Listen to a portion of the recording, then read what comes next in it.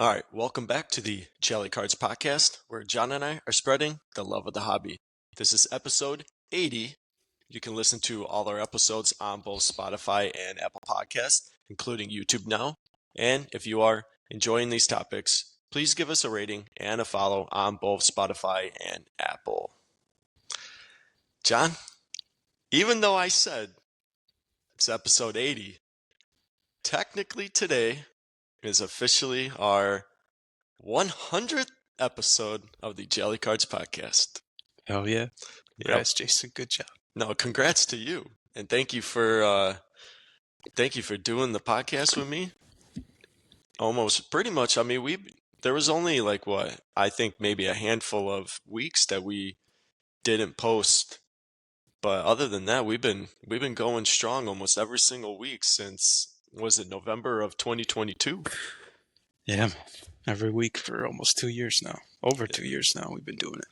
And we only have one follower. No, yeah, exactly. We're stuck at 15 reviews. Yeah. Please review our podcast. Yeah, anybody out there. You're stressing John out over there. More than I'm already stressed in my life. That's right. But yeah, this would be technically episode 100. Us being noobs to the podcast world decided, hey, I think it's gonna be cool for us to do seasons. Yeah. So season 1 was consisted of 20 episodes, and then we're like, hey, let's jump into season 2. Treating it like it's a TV show. And then then we were just like, no, we can't do that. Then we're gonna be at season 10 in 3 years. Yeah, exactly. So technically, today is officially episode 100. 100 episodes of the JELI Cards podcast.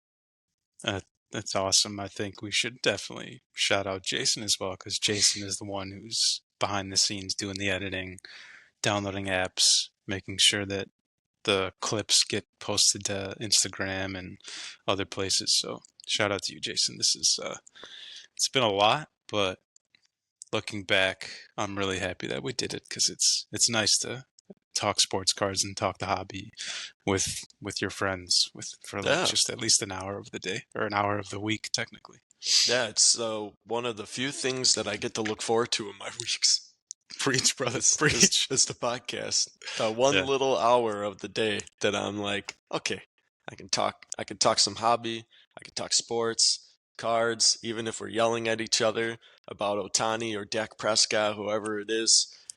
It's still been a blast. Nick Foles, Dan Marino. Yeah, John would rather have Nick Foles' career than Dan Marino's, but hey, to each their own. Damn, and I guess you can blame me for the fact that we only have 15 reviews. No, definitely not. I'm gonna decide to blame Luke and Eric. They should. I'm gonna blame them for everything from now on. Yeah, could even get them to join on episode 100. Big milestone for the JELI Cards podcast, and nope. I'll do it later. Maybe another day. Yeah, I'll give me for episode 200. Yeah, and then we get there and they're like, actually, I'm in 2000. Yeah, actually, we're quitting the company. I knew this day would come. But before we get into the topics, I wanted to bring up a story, because I was reading this article this morning. So there was an article that was posted on Sports Collectors Daily, and it was talking about these, I believe it was 2 brothers who were avid collectors, memorabilia collectors, especially of hockey memorabilia. And it said over the last several years, they were collecting a lot of game used and signed hockey sticks from players like Alex Ovechkin, John Tavares. I can't remember the other. There were some pretty big names that they were collecting hockey sticks. They even had a signed hockey puck from Johnny Gaudreau. Right? Yeah, yeah. So they had a signed puck from him as well. However, there was an incident happened in Dallas where a police officer was unfortunately shot and killed while he was sitting in his patrol car. and it was his first year on the force. I was reading the article. It said this police officer quit his job or left his job as a math teacher and a coach, and he became a police officer. And unfortunately, his life was taken his first year on the job. And they just consigned that whole collection of their hockey sticks, that puck. I believe it said with Heritage Auctions, and all the proceeds from those auctions is going to the officer's family. And because I think Wow. there's a foundation set up for the officer, and all the Th- proceeds are going to the family. And I was Damn, like, wow, that's that's awesome. that's amazing. Absolutely amazing of them to do that for, for that officer's family. I can only imagine. And here's the good thing about it too is I think a lot of money is going to go into those auctions because it's going to a great cause. So Yeah. we might be seeing a lot of, amazing sold prices because everyone's going to be pitching in to try to get them the most money that they possibly could to help out the family in this time. So I just Damn. want to start off with that. I think that was like amazing hobby news to hear. Somebody who's been obviously that started off as that was a personal collection. I mean, that's something that they were, collecting over time, something that, was probably near and dear to their family. And then Hmm. to then take that collection and go, you know what? Somebody needs this more than us, Yeah. and we're now going to give that to them because, you know what do we need it for? It's just Yeah, sitting, exactly. it's like this collection of, hockey sticks is just sitting here in our home. Why don't we put it to good use? And yeah, I like that a lot. I love that. That's I guess I That's don't the love spreading of the hobby. that is spreading the love of the hobby to a T, to Yeah, an man. absolute T. Yeah. Very selfless act, Oh which yeah. is nice to see in the Yep. hobby nowadays. I think that's awesome. I didn't hear about that, so thanks, Jason. That's really cool. Yeah. Super sad too. God, Yeah. first year after the guy left his job, he unfortunately Hmm. passes away. Oh man, that's nuts. You need to go. I'm telling you, you need to go on Sports Collectors Daily, Yeah, or it's like, yeah, Sports Collectors Digest, I believe, is another one, or it could actually be the same website, but I think it's the same one. But you need to go on to this website and read some of these articles, because it's great to hear all this different, different things happen in the hobby. You kind of keep, it keeps you up to date with a lot of things, where I get a lot of like my PSA information from, which is one of the topics I did want to talk about, because I saw a clip, and this was only on social media. I have yet to find the actual articles, if there are any articles. I don't even know if this is real news or not. But somebody posted an article, or somebody posted a video stating that PSA is going to eliminate declared values. So when you're doing your PSA submissions, you no longer have to put down a declared value, which again, I don't know if that is if that is true or not, but it is something to think about, because we talked about it a lot when it comes to declare value, because that is a correlation with PSA being able to upcharge you. If you choose a certain submission group and say the highest declared value is $200, say you're sending in a Pokemon submission, your highest declared value for that Pokemon submission is $200.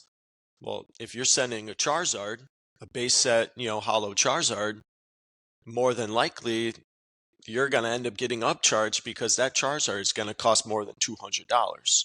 exactly. But now, supposedly, they might be getting rid of the declared value, which my question to you is, does that mean no more upcharges by PSA? Listen, if that is true, again, everybody, you are very welcome. It's because the PSA listened to the Jelly Cards That's right. podcast. That's right. So I know that you sent that text in the group chat, and I was like, holy crap! If they really do get rid of declared value and then get rid of upcharges, then I don't see any reason that anybody would send their cards anywhere else but PSA. Yeah. So, like Jason said, you submit a card at a low service, quote unquote, where the turnaround time is like 1 to 2 months, maybe even more. And the max declared value on that service is 200, but you grade the card gets a PSA 10, and the declared value, according to who knows who, I guess just according to PSA, is more than $200, they upcharge you to send your card back. So I've talked about this ad nauseum. By now, I am so sick of upcharges. They should not exist. They have no place in collecting or the hobby in general, because the volatility on cards is nuts. Even if I send a card and it gets a 10, maybe that day that card is worth $400, but by the time it gets back to me in 2 or 3 days, who Yep. knows what could happen? Mm-hmm. The card goes down to $100. So to charge somebody based on what you think their card is worth at the time you grade it, total bull jive. Should not exist. Not fair at all. So if they're getting rid of that, like they should, amazing. Like I told you before, the only instance where I'm not going to say I'm going to pay an upcharge, but I will accept the thought at an upcharge is if I do send a card like a Charizard, a basic Charizard, I send it at the low level and it gets a PSA 10, I will gladly listen to them say, hey, idiot, this card is worth like more than $200. You're looking at 4 figures essentially. Yeah. Do you want us to send it back with insurance? Do you want us to send it back with priority? Then I'll say, okay, yeah, you can. I'll pay extra for the insurance to ship it back faster, or I'll pay extra for expedited shipping. I'll pay extra to make sure I get the card safely and I can sign for it. All that. That would be cool. I think that would be ideal, and I don't see how anyone would like be against that.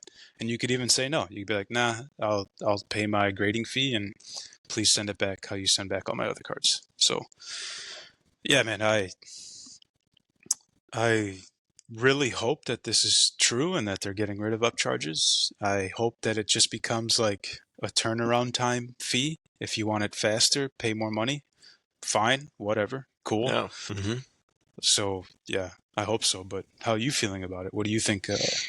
Do you agree that I feel like if this is true, I don't see it's going to bring more people to PSA grading than the other Yeah. places, I think. So it does say too, because you brought up about the insurance, it does say that the insurance value will automatically be based on the chosen service level and market value. So they're just going to it sounds like they're just automatically going to give it the max amount. So I mean, I guess that's probably their their loophole to like get rid of declared value. Like, hey, I guess if we're not going to upcharge you, but we're just going to automatically charge you whatever Yeah. max insurance that you need for the card. I mean, personally, yeah, I agree with you. I think if they got rid of the upcharging, like if they got rid of declared value and that also meant, hey, we're not going to upcharge you anymore. Obviously, they're finding their loopholes if if this is to be true to then, hey, slap you with the most, hey, we're going to charge you the max insurance that you need because you're sending us $1,000 card or you're sending us potentially a 5-figure card. I mean, I understand that.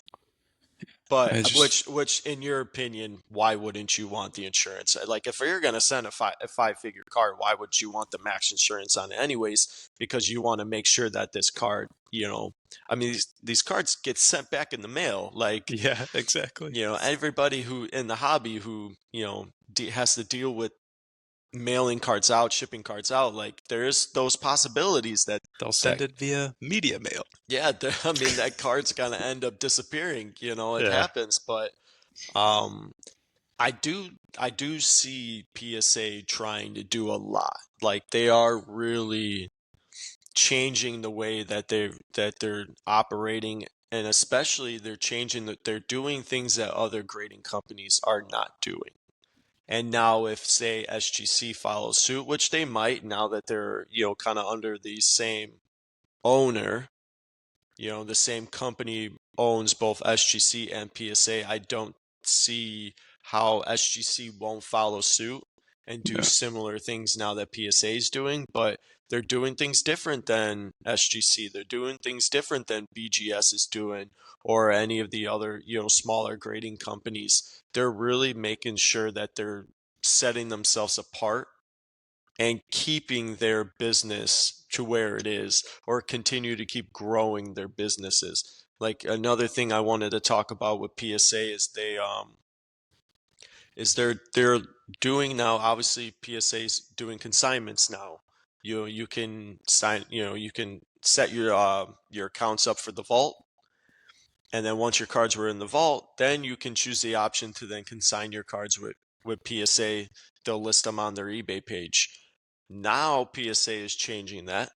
Well, they still have the vault, but now they're giving their customers the option of submitting a grading order and then choosing the option of selling that submission right away. Yep. And they'll list that right away on their eBay page. If that's what you want to do, they'll list the entire order. I mean, if Yeah. you send 20 cards to PSA and say, when those grades pop, I want all 20 cards to then get listed and consigned with you and get listed on your eBay page and sold. Now you can do that. You no longer have to put them in the vault first and then go into your vault, pick the option of I want to consign them, and then they sell them. I mean, that's huge. Like, that is Absolutely. absolutely huge. Do you know how fast people can now get their cards sold? I almost think a lot of collectors and investors in the hobby are no longer going to sell cards on their own. Right. That's I what I think thought too. there's going to be a major percentage of people in the hobby who are going to strictly just go the PSA route, send their cards to PSA, and then sell. Hey, I don't even care to see them. Just let me know what the grades were, but Yeah. sell them right away. Hmm. I completely agree. And when you were saying that, like before, the quote unquote insurance that they're going to charge, I think that from a business standpoint, this is kind of their way of sneakily, or whatever the word is, kind of quietly promoting the idea to just consign your cards. Like, Yeah, hey, we'll send it back, and we're going to charge you insurance. But by the way, you could just consign it with us. We won't send it back, and we'll just sell the card for you and get you paid out almost quicker than you could ever imagine. yep. So when you were saying all that, like afterward about PSA and how huge news it is that you could just sell your cards right away, that kind of led me to think that once, I don't know if when it's going to happen, how it's going to happen, whatever, but within the next 5 years, I could imagine PSA saying something along the lines of like, listen, we've been selling cards for you guys on eBay for years now, and it's time for us to move away from eBay, and we're going to have our own little auction site. That Because would be, I think that's what's going to happen, because now PSA bypasses the eBay fees or whatever their quote unquote eBay fees are, which I'm sure is less than them for them than everybody else. And they're going to be like, hey, you can trust us. Obviously, we've been doing this for years, but we're cutting out the middleman. We're getting rid of eBay. We're just going to sell them straight on our PSA auction page. yeah, And people are going to be like, oh, okay, you're going to, and then they'll say something along the lines of like, here's what our consignment payouts were when we were using eBay, but if you use our PSA page, you get a little extra percentage. yep, And slowly but surely, I feel like PSA might weed out their, I guess, association with eBay. But yeah, man, this is phenomenal, especially after going through what we went through in the card boom era, where we're yeah, sitting waiting for our cards to come back for almost a year, even longer. Now you can hit a card out of a new release, grade it, PSA gets you the grade and sells it immediately. Like it could make people realize that, hey, they made me this much more money than I would have made if I had to wait for it to come back. This hmm, player's market kind of gets a little cold, and I lost out on a few $100s, maybe thousands of dollars. So I think it's awesome. Yeah, it's cool. I'm excited about it. But what is this going to mean though for hobbyists like us who use basically like a third party, like a Yeah. group submitter to submit your cards via PSA? Because that's one thing, that I was thinking about, like for Yep. somebody like Nash Cards. Is this going to benefit somebody like Nash Cards or any other, group submitters that are affiliated with PSA or that, assist in submitting cards to PSA? Is this going to be better for them, or is this potentially going to hurt their business? Because can you still do that option? Because Right. you don't need a PSA account in order to submit with a group submitter. And I'm assuming if you want your cards listed right away and sold with PSA, you have to have a PSA account. You have to be submitting through the PSA website. So I don't know if this is going to be great for, group submitters, or if this is potentially going to hurt their business. Phenomenal question. I thought the same thing when you were talking about that too. Because yeah, if I'm group submitters, for anybody who may not know, essentially we at JELI Cards, other people all around the country, maybe even the world, send their cards to a third party. We use Nash Cards grading and we love it. We send it to Nash Cards. Nash Cards combines multiple people's orders into one big submission, Mm-hmm. and they submit all those cards to PSA on everybody's behalf. So now that PSA is offering the option to grade your card and then sell it right away, I don't think that the group submitters can do that for everybody. It would just be way more work for them to kind of track whose card is whose. Yeah. This card sold for this much. We have to pay them out this much money. So, yeah, it's a really tough question. I still think people will use grade like group submitters, but it might hurt their overall business. I mean, it's probably going to hurt them a little bit in Yeah. this, because it's going to probably eliminate those, I guess maybe those hobbyists who don't operate their own business. Like for like, if it was, yeah, like for me, my own personal eBay page, I don't care about that. Yeah. Like Right. you know what I mean? Like I care about, the Jelly Cards eBay page. So we wouldn't do that because we are operating a sports card business, a hobby business, which our listings on our own page matter. Like we Yes. want that feedback. We want to, grow our eBay page. But for somebody like who just, buys and sells, cards, who doesn't really care about, they're not operating a business, in a sense that if they were using somebody like Nash Cards, well, they might now be like, you know what? I think I'm just gonna make my own account with PSA. I'm gonna send them directly to PSA and then just have them sell them, because now Right. that's I whatever percentage that PSA takes, I'm not sure what the actual percentage is when it comes down to the consignment. Um, but I'm just gonna let them do that, because you know what? That's eliminating the stress and the hassle of me having to go out, buy supplies, do all these eBay listings. I really don't care to kind of grow my own page. I'm just, here to buy, collect, sell, sports cards. So I think that might hurt them in a sense of that, but I think the overall, there's still plenty of hobby businesses out there who don't want to consign their cards, unless, I don't know, I guess unless like, you hit that massive, six-figure card, Yeah. and All now, schemes but want to win. and that's another thing too. Hey, if you got a six-figure card that you're sending out to get graded, do you just let PSA sell it?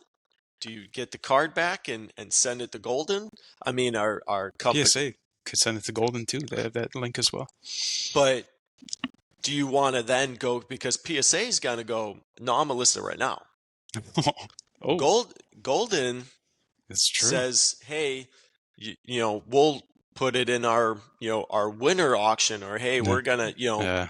hey, you just send it now in December, but we'll put it in our February auction, or whatever it is. Is that now gonna start hurting Yeah. Golden, Heritage, JSA or whoever, all these other PWCC. I Yeah, mean, it's gonna kind of hurt them maybe it's because possible. because PSA saying, hey, grade this, you know, grade this PSA 10 54 tops Jackie Robinson card that you now have, and Yeah. we'll list it right now. Mm-hmm. You don't You don't have have to to wait. wait. You don't have to wait and then get the card back and then go and then submit it with, send it over to Heritage. Let them decide when they're gonna, list it for you. Yeah. See what I'm saying? That's what I mean. Like within next few years, Yeah. PSA is gonna be like, don't worry about Golden, don't worry about eBay, don't worry about PWCC, don't worry about Heritage. We got it all under control. Yeah, I think PSA is on the path, and what it looks like is they're on the path to they're gonna do their own. They're gonna Yeah. probably have their own premier auction website. They're gonna have it to where maybe even if you want to still sell you can just list your cards on the PSA website where Yep. you can make your own submissions. I mean, Why not? Yeah, why man. not? Like, I mean, you already are the number one grader out there. You're now allowing hobbyists to keep their cards with you in the vault. They don't even need. They can just have their cards stored away. They don't even need those cards back. And then when they're ready to list, they go right into their vault and they can list it themselves, or you can list it right on the website. And now you're giving them the option. Hey, we'll just sell your cards right away. Mm-hmm. So why not just continue to keep going? Yeah, man. Continue to Exactly. keep going, monopolizing the entire hobby. But hey, I mean, I don't, yeah, I'm with you. Why wouldn't they just make their own marketplace and allow you to either do your own group, your own submissions right on their website? You can do your own, eBay listing, Mm-hmm. your own card listing and go from there. Yep. And why wouldn't they, do their own like PSA live and their own breakers, where you can do your own, live breaking of boxes and all that stuff. Why not? But here's okay. Listen to man. We're going way too into this topic, but now I just got another idea slash thought. Let's assume that PSA does do that. Even if they don't do that, and they just want to sell on eBay, does this mean that maybe in the back of somebody's head at PSA, they're like, hey, if we give higher grades, we'll make more money as a business. This card was going to be a 9, but if we're going to consign it and it gets a 10, we make more money. So everybody who is going to give out 9s, maybe start giving out a little bit more 10s. If you're going to give it an 8, think about giving it a 9. Because, hey, this is a business. We're trying to make money. And the higher we grade their cards, the more money this Yeah, card's going to be worth. So that was just another thought that popped into my head because yeah, if PSA is really offering this up and they are eventually going to start like really, really getting into consigning everything that comes through their doors, it makes sense to me in my quote unquote business head to give out better grades because it means more money for our company. but I mean, down the road though, Grading is a scam. I was about to say, down the road though, that could potentially hurt the business because then, I mean, if you have an out of 50 gold, Paul Skeens rookie card, and you give Yeah, all 50 a 10, you're kind of ruining the value of that card now because true. now everybody's got a 10 True that. versus like, oh, there's only 4 10s out of that and the rest are all 9s and 8s. Now you're really like increasing the value, but obviously they don't really care about that. I mean, Yeah. truthfully, they're not going to care about that because they just want you to consign with them. But I think overall, I think it might get very obvious. Right. I mean, I said it. I think a lot of people do grade with PSA because I think the grading's easier. I think it's easier to get gem mint grades versus sending with SGC or sending with BGS, which Yeah. you would think an SGC 10 would be better than a PSA 10. You would think a BGS 10 would be better than a PSA 10, which in some instances it is.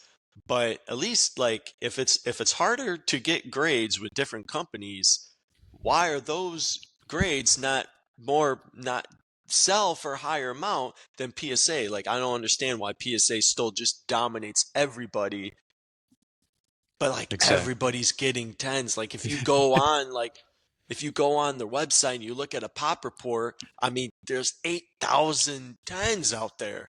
Like did you see, and we can start getting into the tops talk and the baseball talk because Bowman Mm, Draft was released. But did you see that? I didn't realize that Tops was doing that. Like I know they were doing like the MVP buyback hmm program again, but they were. Did you see what they were doing with the 101s, the Tops MLB debut 101s, where they were No. doing like prizes? Like, and this was if you were buying into breaks and the cards were getting pulled live, they were doing like this, like I think up to like $50,000 like bounty or something. Like I think it was like prizes that you can get. I know one of the ones I was reading the article, it was if you they were giving $1,000 for like a prize. So if you were the person who got the card pulled, like if you bought into a slot and one of those 101 MLB debut patches were pulled, they would send you like I guess $500, but then they would also send $500 to just a viewer who was watching the live. So I Cool. don't know if you were watching any of the lives. Oh, I'm sadly. no. So yeah, they were doing something like that. But the Ellie De La Cruz 101 patch auto, his the tops one, and I think PCAs, both of those I think gemmed and were 10/10s. Yep. Yeah, man. And I know the submitter that submitted them. Like not personally, but I've used him before. Oh, okay. Yeah. High end case breaks. Hmm. Another third party submitter, but he is amazing. Pretty sure his name is Sean, and I feel like an idiot if I'm wrong. But he lives close to PSA, like its actual headquarters, and he takes really great care of your cards. He basically walks them through the door and just hand delivers them instead of sending them in the mail. Yeah. So once you get them to him, he takes care of it. And both the Ellie one of one debut patch auto and the PCA debut patch auto rookie cards got Yep. 10/10s. Got 10/10s, man. That's a lot of money Which right there. is which And I'm kudos heartbroken about to the PSA or PCA. kudos to Tops though for clearly obviously quality control was on point Yeah. with Yep. these two cars. I mean, so I know the Paul Skeens has not surfaced it yet. It Not hasn't yet. been shown yet. The Superfractor Auto 101 though was pulled already. That card was pulled. His MLB debut patch auto has not been pulled yet. That is going to be a major card, which is crazy because he's a pitcher, but Yeah, whatever. isn't that crazy? But Everybody listening. what's so now that these came back 10/10s, I mean, what are we looking sold price wise for Ellie? I mean, this card's got to be is this At least six figures. you think it's gonna go six? I didn't think it was What? gonna go six. You think it's going to sell for less than $100,000? Potentially, maybe. Well, Nah. PCA for sure. No offense, but PCA is gonna sell for. He'll get 5 figures. He's not gonna get Bookmark six. this day. Everybody watching this podcast episode, bookmark this day. PCA might sell for less than Ellie, but PCA is a better baseball player, and he'll have a better career. I I know don't. that we have some Ohio fans out there who are like spitting into their phones right now, yelling at me, but Just grab the phone. yeah, I like Ellie. Ellie is a great baseball player, but Ellie is my going to be John's one of eye the test. best. He will end up being one of the best stolen base. If not, he could potentially be the best like stolen base Listen, man, player. PCA. And then you're He's a also not to mention you add crazy amount of power that Ellie has. If Ellie can have just a little bit of discipline at that plate and not just swing at everything and strike out a lot, he showed last year that he's got huge potential. There was a reason why he was the number one prospect in baseball. and he kind of proved that last year. I think the upside on Ellie De La Cruz's career looks great. I'm not saying PCA does not have major upside, but I think Ellie overall is like it's the better baseball player in my opinion. Um, and Sure. but I don't know. I just don't know if this is going to sell for six figures. If it did, I think that's a lot of money. Like that's I a th- crazy amount of money. I think it could get close, I but think I it don't will. know. I mean, honestly, with the way the hobby goes, Exactly. it probably will.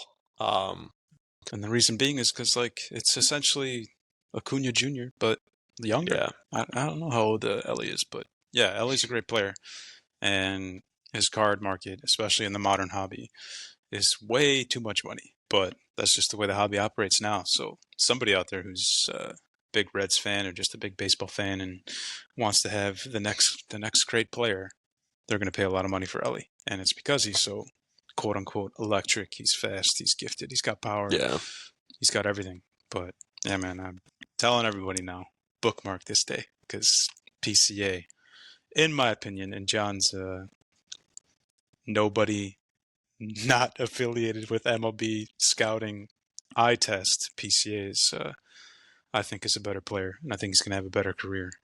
And I have a lot of bias because I'm a Cubs fan, but I love watching both players play, and especially PCA since he's a Cub. But I don't know. Yeah, it's back on track. It's awesome to see that Topps is making sure that these like really high-end cards are receiving great quality yeah, control and good care, even when they send them to the player to get signed. Because what's it called? Quick kind of example with Panini. I think the Victor Kabooms. Have you seen that? Like, there's zero PSA 10 so far. I'm pretty sure. There are only PSA 9s, maybe one PSA 10. If interesting. yeah, the quality control on Panini's like most sought after card right now in the basketball hobby is Yeah. horrible. And that is just a horrible job by their company to do something like that when you know that there are people out there who are chasing this card and care about the I'm quality. sorry, what set does the kabooms for basketball again? I have Oh no clue. no. Wow. Really dropping because I know in football it's absolute, but I Yeah. forgot which one it is for basketball. I can't remember. Is it contenders? Is there even a thing? I don't even know. Let's Yeah. check. But going back to Ellie, I was just looking up, Ellie Topps Chrome sold prices recently. Ellie had on December 2nd, he had a 2024 Topps Chrome, a black refractor. So that's rookie auto, numbered out of 10, that graded a PSA 10 auto 10, and that sold for $6,069.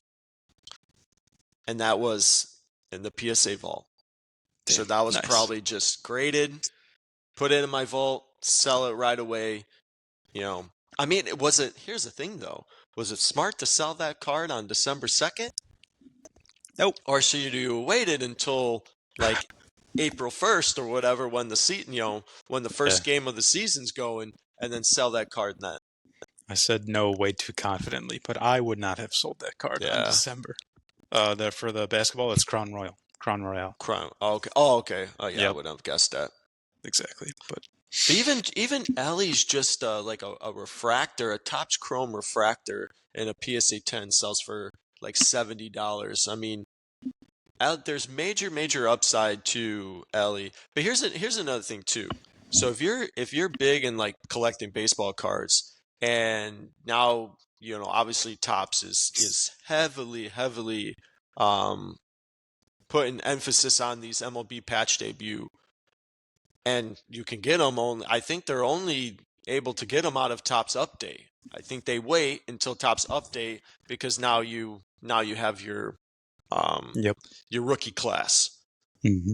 Are you better off just buying into Oh, update and yeah. and passing up on Topps Chrome? Because here's the thing, Ellie's rookie card was in Topps Chrome, but you can get his MLB patch auto potentially.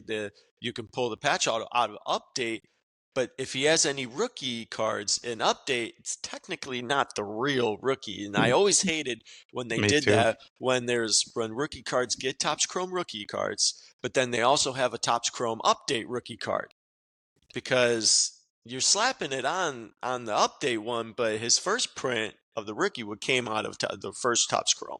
So And like, I hate no, that go they do ahead. like Yeah. the MLB debut date on some of those update rookies too. It like makes it even less interesting. You Yeah, know so what I'm saying? okay, yes. Yeah, you're right that they do that as well, because that's almost kind of like the difference in the card is that it says the debut. I have that for Ian Happ.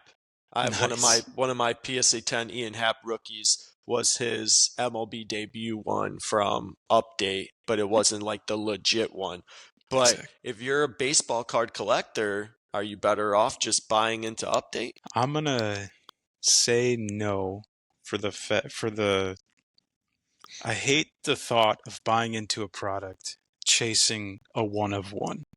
Because, like, when I go to look for Ellie De La Cruz Topps Chrome rookie autos, do I want the update Topps Chrome rookie auto or do I want his original Topps Chrome rookie auto? And everybody's going to want the original. But yeah, that's just my point there. I don't like buying updates strictly because you want the one of one. I wish that they could figure out a way to, I don't know, make the other cards in the set more interesting or more Yeah, sought after. but with the way the hobby's going, though, Exactly. what would you rather? I mean, to a lot of hobbyists out there, what would you rather have? Would you rather have the 101, or would you rather have a stack of just base Chrome rookie cards? Yeah. Yeah. I think that's probably the way that a lot of them are looking at it. Is like, I would rather just chase the 101 instead of, just, trying to chase just a normal regular Chrome. But I don't know. Mm.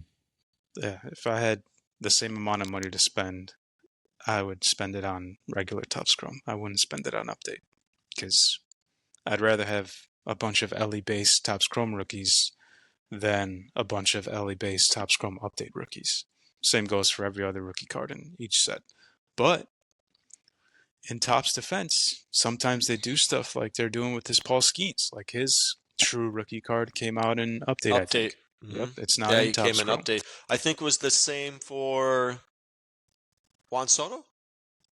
Maybe, yeah, I think you're I right. think Juan Soto was updated as well. They do that. They will still. Mm-hmm. It's kind of like similar to like Bowman Chrome. Like Exactly. they'll have first Bowmans in regular in Bowman Draft. They'll have, and then they put some in regular Bowman, and then the first Bowman won't come until Bowman Chrome, which it's Exactly. like not a lot of people buy into the Bowman Chrome Yeah. stuff, but it is similar.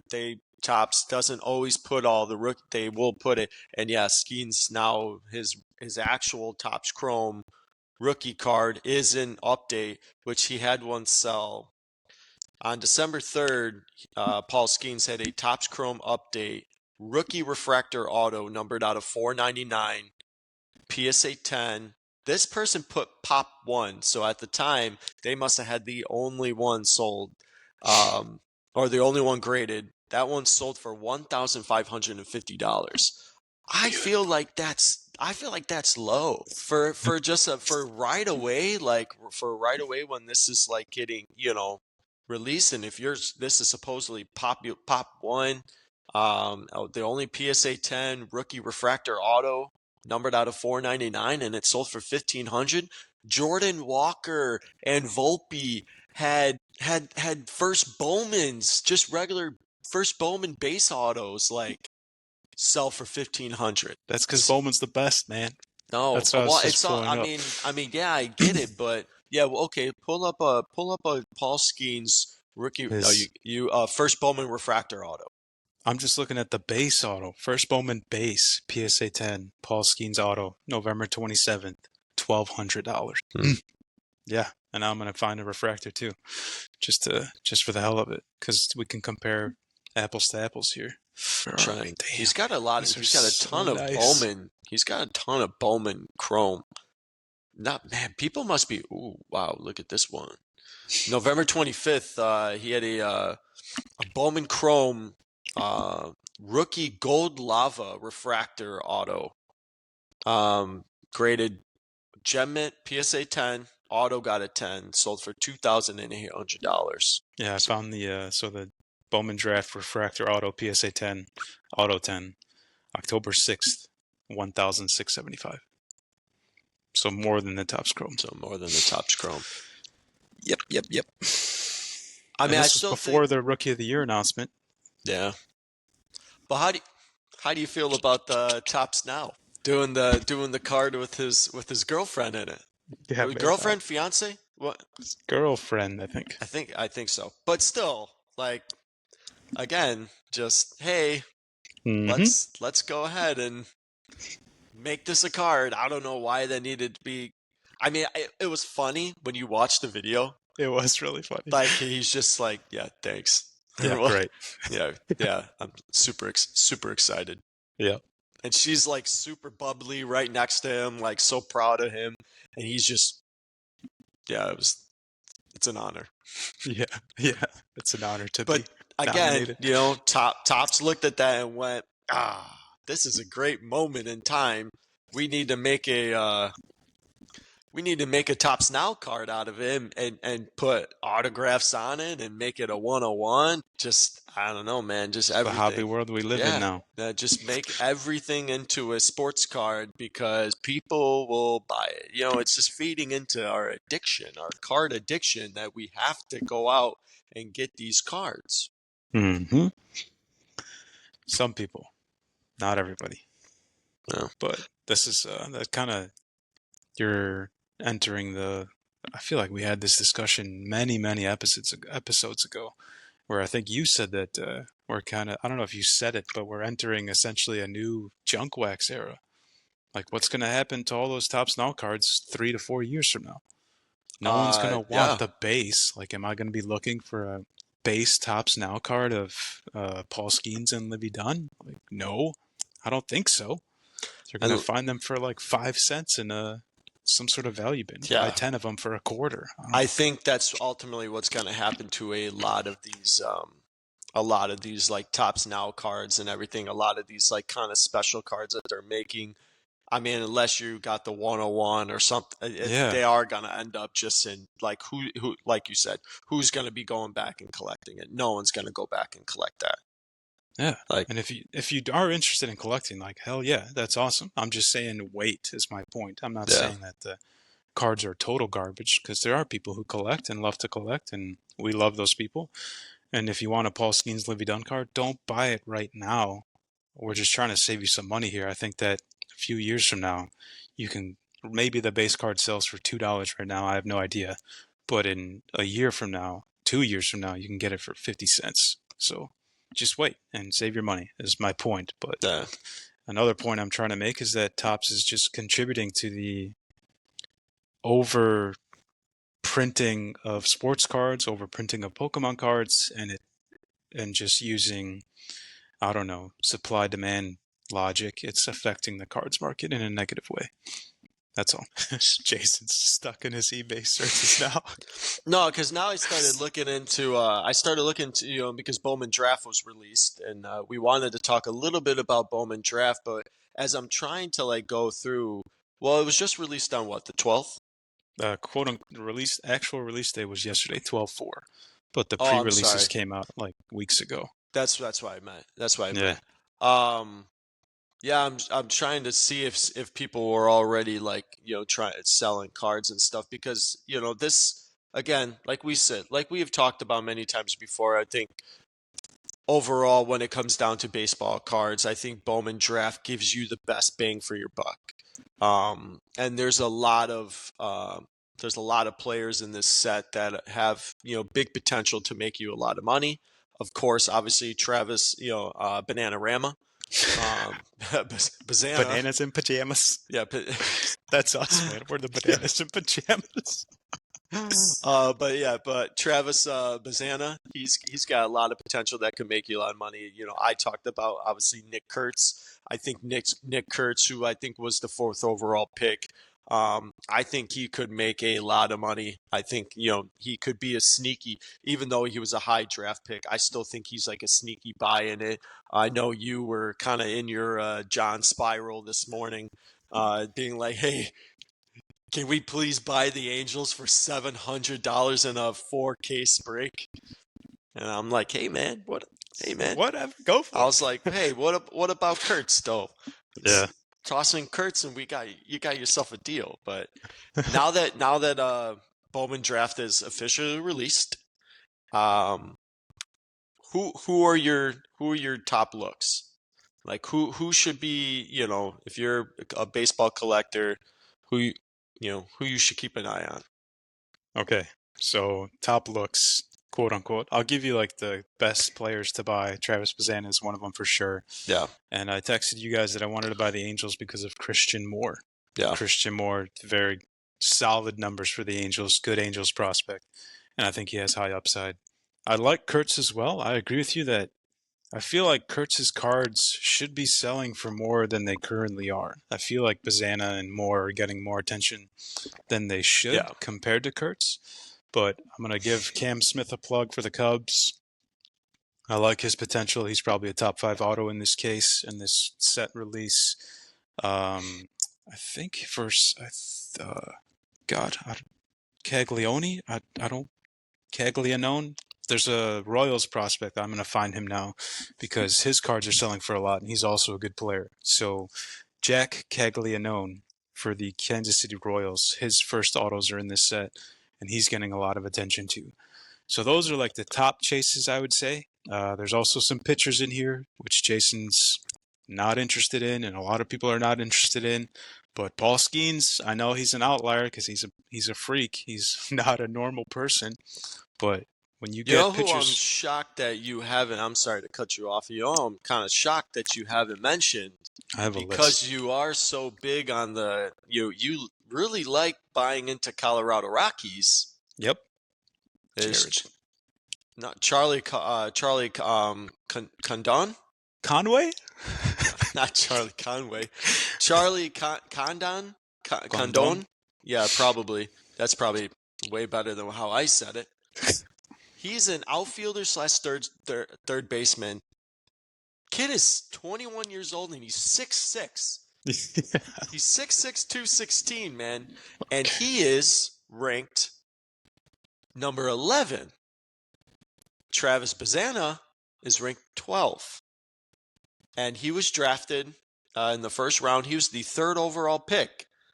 So I'm shocked that you have not talked about him yet because he actually is. I mean, though his sample size wasn't great last year, 25 games, he only batted 180. But he's technically ranked higher than Bananarama. Listen, I'm 99% sure that he's not even in the set. You goofball. So is he going You to be one clown. of those? I haven't looked at the checklist yet. I haven't. So he's going to be one of those Bobby Witt cards where he's going to end up probably being in just regular Bowman. Correct. I think the best auto for the Rockies is Jared Thomas, who I thought you were going to talk about. No, Hater talking smack to me already. Well, because if you look at his scouting grades, his power is at 70. Yeah, that's a lot of power. Yeah, I mean 6'6" playing the hot corner. Mm-hmm. That's like KB, Chris Bryant. Yeah. I mean, I could see him probably not staying at 3rd. I'm assuming they're gonna move him to the outfield. I mean, I'm shocked you wouldn't want to just him to play first base. Yeah, exactly. At 6'6", but I could see him moving him to the outfield. Though his run, they only graded him at a 40, but his hits a 60, his power is a 70, runs at a 40, and then his arm is 55, his fielding's 50, so kind of average. Yeah. But yeah, I didn't look at the checklist yet, but I was like, you were starting to name names, and I'm like, is he looking at the same thing I'm looking at? But yeah. So yeah, and you said there's your guy at number 17. Yeah. So I have those ones that I listed earlier, are like the quote unquote hot prospects that everybody's going to be chasing. We at Jelly Cards like to refer to them as cute boys. I think those are the cutest guys in the set. Um, but I also put together a small list because I don't want to go way over our Yeah. time limit here. I think I'm going to probably receive instant heat and hate from the Jelly Cards group chat. I think the Dodgers are a really good value buy because of what I've said in the past. Oh, yeah, yeah. You Uh-huh. guys Well, are, you are the big yeah, Dodger fan. see what I So, mean? Listen, the you. Dodgers have two prospect autos in the set, and they are a really good value buy because one of them is a high school shortstop drafted in the first round by the Dodgers.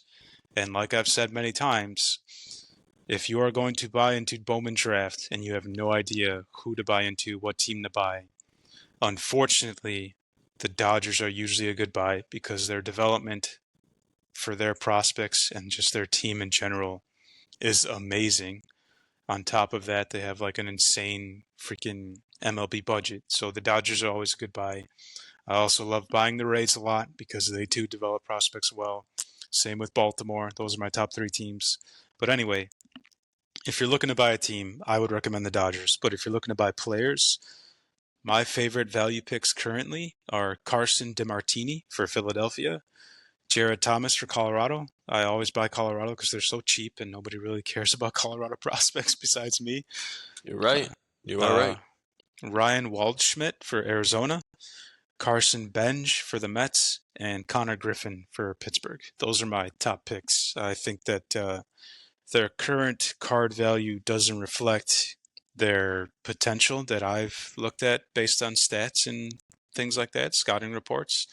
So those are my guys. But like Jason said, if you're going to buy into a product, especially baseball, we think that if you have to buy something to rip, it's usually going to be Bowman Draft. But Yeah. yeah, man, it's an exciting time for. It's like Jelly Cards Christmas right now in the hobby world. Well, I just realized too when I was looking at the checklist, JJ Weatherholt is also not going to be in the set, and he was another first round pick. He was picked. He was number 7 by the St. Louis Cardinals.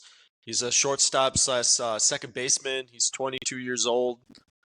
He's not going to be in the set, but he wasn't too bad last year. 29 games. He batted a 295, OBP 405, slugged Nice, 400. He had 31 hits in 29 games. nice. Um, he had 20 ribbies, 16 walks to 15 Ks, so 5 doubles. But he's also not going to be in the set too. So I guess, I mean, man, regular Bowman might be looking pretty good too, because typically, I think last year it was uh, Bowman Draft was pretty stacked Yeah, it was really when it stacked. came to when it Trying to came think. to of prospects or to collect into. But it looks kind of like regular Bowman could have some pretty solid draft picks still in the set. So Who did they leave out last year? wasn't it Dylan Cruz? Cruz. Yes, good job, Jason. Yeah, That's right. Dylan Cruz was left out of it. So, and he's now the number one, well, technically number one Yeah. prospect in baseball. Realistically, it would be Walker Jenkins, right? Who's on? No, he's in the MLB too now. No, he's Walker, not. no, he's My not. He's bad. only My bad. double A. Yeah. You're right. My bad. So Walker Jenkins would be technically your number one prospect in baseball right now. So, but yeah. Yeah, I think to keep an eye out for when regular Bowman comes around, Charlie Condon, JG Weatherholt. Those are going to be probably your two best picks for that one as Yeah. well. So And the best thing about new releases like this is that you can just jump to eBay, find all these freaking cards going nuts, experience the severe FOMO that everybody else always goes through in the hobby, that's and right. then John texts us at 3:30 in the morning, 4 o'clock in the morning, saying, "Hey, we got to buy the Can Angels." can we can we do this? Can we do that? Yeah, I'm sorry. Did you say Chase Burns was going to be? yeah, He's going to be in the set. I know he's a pitcher. Yep.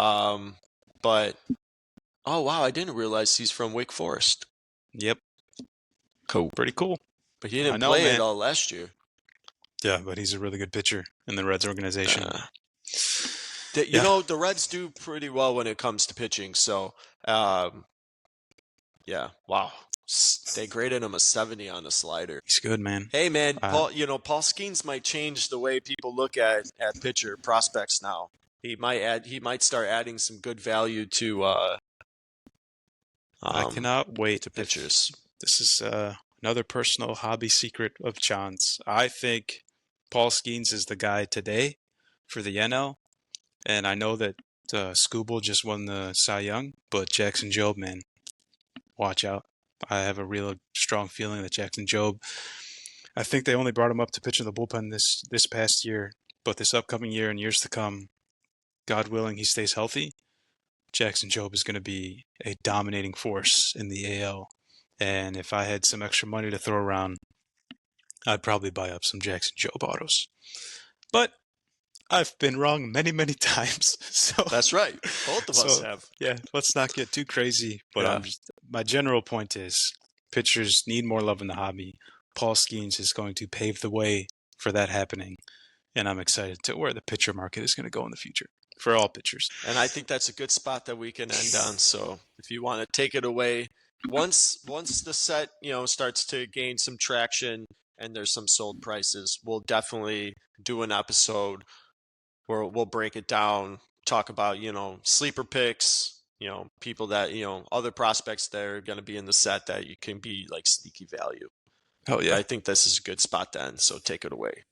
Okay, final thoughts. We opened up the podcast this week talking about that awesome hobby story, and I just want to shout out you, Jason. That was really nice to hear, because there are definitely many times nowadays, when in everything in the world, but even the hobby, where you kind of feel negative towards it. Things just look always grim, gloomy. You're not really excited, but then you hear stories like that, where some longtime collectors are selling off their collection to help a family in need, and it brings you back. It brings you back to the positive side of the world and the hobby. Mm-hmm. So that was really nice to hear. And then we decided to go on a long tangent of PSA and the PSA vault and listing cards directly from PSA.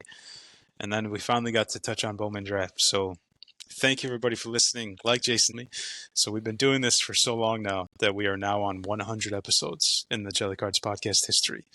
And we could not be here without you guys. So we want to thank everybody in the hobby who's followed us along the way, supported us. Even if you're a first timer, we welcome you. We love you. This has been a lot of fun. And this is just the first 100. I can't wait for the next 100, next 1,000. For as long as we can do it, we're going to try to do it. So thank you, everybody.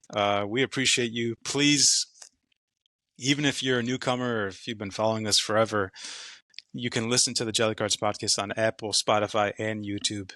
If you enjoy the podcast, please leave us a rating on any of those platforms, preferably Apple and Spotify, so I can feel good about it. But yeah, we thank you all so much. We appreciate you. All of us at Jelly Cards. It means the world to us that you're here, and thank you again. Follow us on our social media platforms, Instagram, X, aka Twitter, YouTube, TikTok. I don't know, we're not really on there much anymore, but YouTube, all that stuff. JELICARDS. And I hope everyone has an amazing weekend and an amazing week ahead. And as always, please keep spreading the love of this hobby from your friends at Jelly Cards.